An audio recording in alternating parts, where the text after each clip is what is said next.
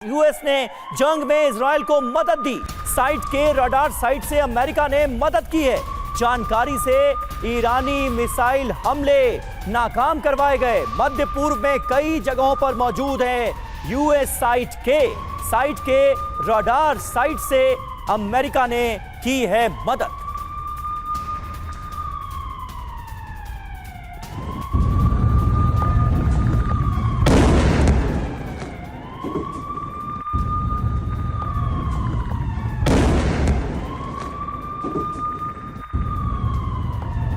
तो देखिए, ये बड़ी खबर सामने आ रही है अमेरिकी मदद को लेकर। अमेरिका के जासूस ने इजराइल की मदद की। इस खबर को समझिए, नाम देखिए है साइट के। किया क्या इसने? ईरान के हमलों को डिटेक्ट किया और ऐसे में मदद की इजराइल की। किसने? अमेरिका ने। हमले से पहले इजराइल को पूरी जानकारी मुहैया कराई गई, वरना जो ईरान के हमले थे वो घातक थे। इजराइल को कितना नुकसान पहुंचा सकते थे, इसका अंदाजा आप लगा सकते हैं। बैलिस्टिक मिसाइल हमले भी साइट के ने डिटेक्ट किए, ये जानकारी सामने आ रही है। तुर्की में रडार साइट भी मौजूद है। रडार साइट का नाम है साइट के।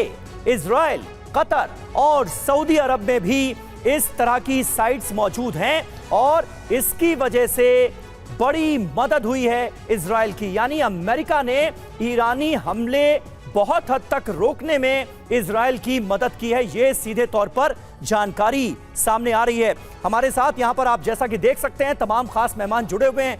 Major general JK. बंसल हमारे साथ मौजूद हैं। कॉमोडोर अतुल भारद्वाज हमारे साथ मौजूद हैं। प्रोफेसर संजय भारद्वाज हमारे साथ मौजूद हैं। सबसे पहले बंसल साहब, अमेरिका है तो पूरी तरह से इजराइल के साथ, इसमें तो कहीं कोई शक है नहीं, लेकिन आने वाले वक्त में क्या अमेरिका डायरेक्ट इस जंग में इन्वॉल्व हो सकता है या फिर इजराइल को एक प्रॉक्सी के तौर पर ही ईरान के खिलाफ इस्तेमाल करेगा?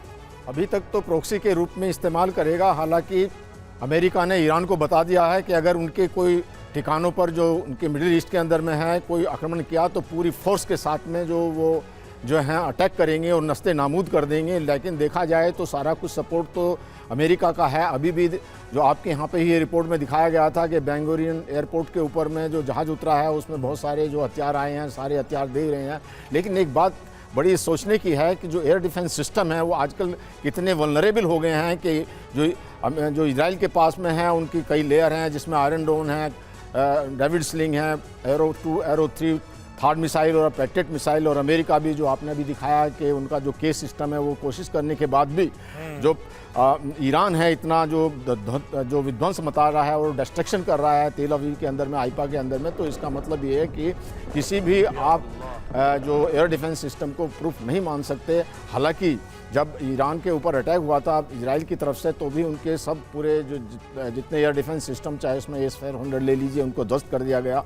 और ध्वस्त करने के बाद में जो जितने भी नतांज ले लीजिए और जो इस्फान और अराक या उन पे सब पे अटैक किए गए और नतांज के अंदर तो काफ़ी नुकसान भी किया, जिसमें कि रेडिएशन होने का खतरा भी नज़र में आया है, जो कि इंटरनेशनल एटॉमिक एनर्जी एजेंसी के चीफ ने बताया है कि जो अंडरग्राउंड है वहाँ पे डैमेज हो चुका है। हालांकि वो कह रहे हैं अभी तक सरफेस पे कोई रेडिएशन नहीं आया।